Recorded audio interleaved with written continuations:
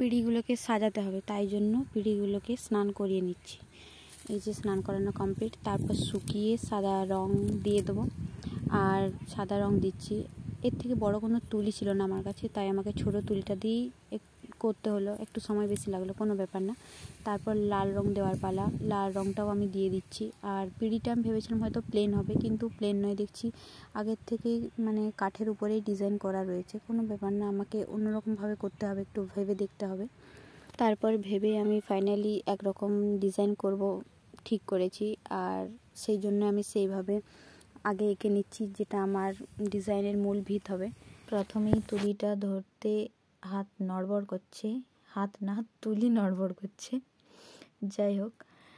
আর আস্তে আস্তে আমি আমার যেটা ভিত হবে সেটা পুরো কমপ্লিট করে ফেলেছি। এরপর আমার মেন কাজের পালা, আমি যে ডিজাইন করব সেটা। আগে বিয়ের পিঁড়ির জন্য এত খরচাই করতো না, খড়িমাটি লাগিয়ে তারপর আলতা দিয়ে বর বউয়ের নাম লিখে দিলেই হতো। আর এখন সব কিছু শৌখিন, একদম সব কিছু পরিপাটিভাবে সাজানো গোছানো, দেখতে তো খুবই সুন্দর লাগে, সেটা আর বলার কথা নয়। পিঁড়িতে কাজ করে আমি খুব আরাম পেয়েছি, বেশ ভালো লেগেছে আমার। এই কাজটা আমি একটু একটু করে এগিয়ে রেখেছিলাম, প্রায় 70% মতো হয়েছিল।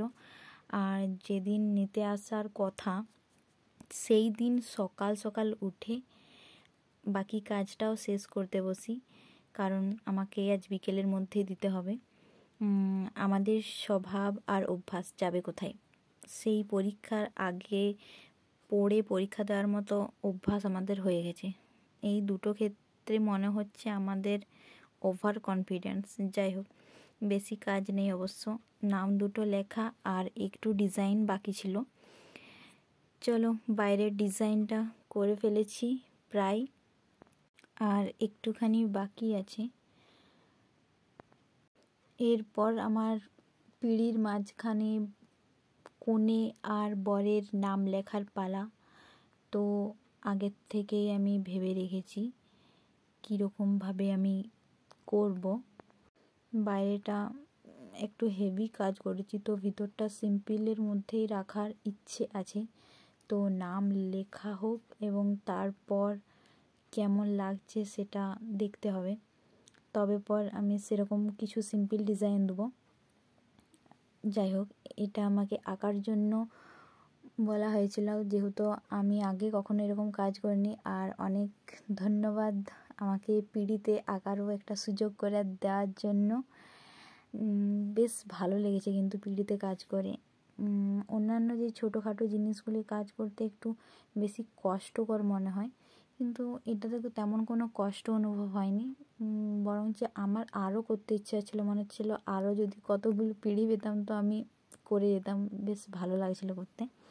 আর আমি আমার বাইরের সমস্ত ডিজাইনটা করে ফেলেছি, এরপরে শুধু নাম লিখবো, তাহলে আমার কমপ্লিট হয়ে যাবে। আমি কোনো রিস্ক নেব না, যদি একটু এদিক ওদিক হয়ে যায় রং তাহলে সব গেল। তাই আগে চক দিয়ে লিখে নিচ্ছি, ছেলের নাম সোমনাথ আর মেয়ের নাম রিয়া।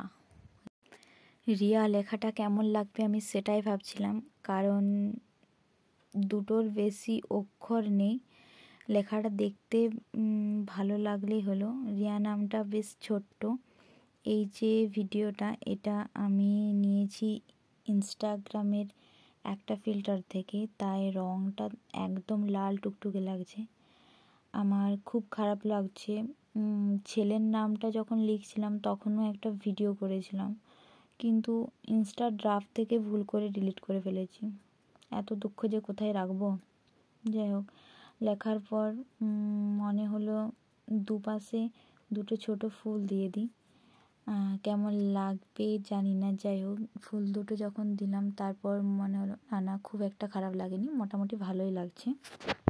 ওই যে কখনো কখনো কিছু জিনিসকে আরও বেশি ভালো করতে গিয়ে হয় সেটা সত্যিই ভালো হয়, আর না হলে জিনিসটা আরও খারাপ হয়ে যায়। তো আমার এক্সপিরিয়েন্সটাও এরকমই ছিল। নাম লেখা কমপ্লিট, তারপর দেখলাম একটু ফাঁকা ফাঁকা লাগছে, তো বাইরে যেহেতু এত ডিপ ডিজাইন আছে, ভিতরে একটু সিম্পল কিছু করতে হবে, তাই আমি এরকম সিম্পল একটু অ্যাড করে দিলাম। চলো, আমার কাজও প্রায় শেষের মুখে, প্রায় শেষ। তাদের তো খুব পছন্দ হয়েছে পিড়েগুলো, তোমাদের কেমন লাগছে জানিও। Thank you.